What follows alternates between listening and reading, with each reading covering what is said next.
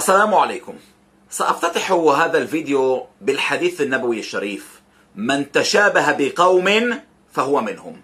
والمقصود به هم قادة حماس الإرهابيون الذين يتشبهون بالإيرانيين فيحيون ما يسمى بيوم القدس العالمي، أي يوم القدس الإيراني الذي أعلنه آية الله الخميني بعد ثورة الشيعية عام 79، ليدنسوا اسم بيت المقدس بإرهاب إيراني.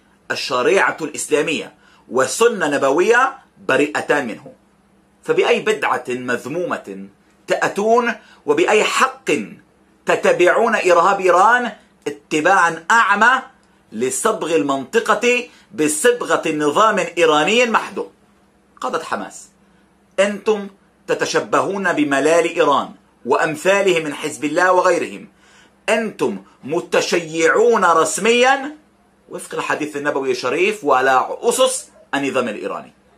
ألم تقرأوا نصوص أهل الذكر من العلماء والفقهاء آباء الشريعة المحمدية الذين حذروكم بشكل واضح وصريح من خطورة الشيعة في نسخة النظام الإيراني هذه عليكم وعلى شعبكم؟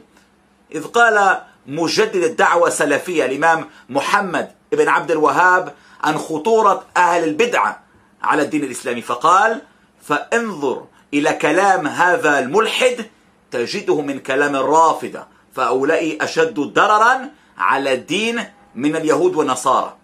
ألا ترون خطورة الإيرانيين عليكم من خلال هذا القول؟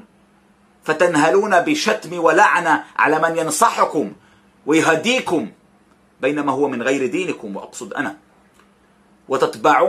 وتتبعون الإيرانيين الذين هم أخطر من أي إنسان آخر أو من أي جهة أخرى عليكم. كما قال شيخ الإسلام ابن تيمية في منهاج السنة مفسرا الخطر الشيعي كما سماه على السنة، وأنا أجده مناسبا للخطر الإيراني على المنطقة هذه الأيام، خطر فيلق القدس الإيراني الإرهابي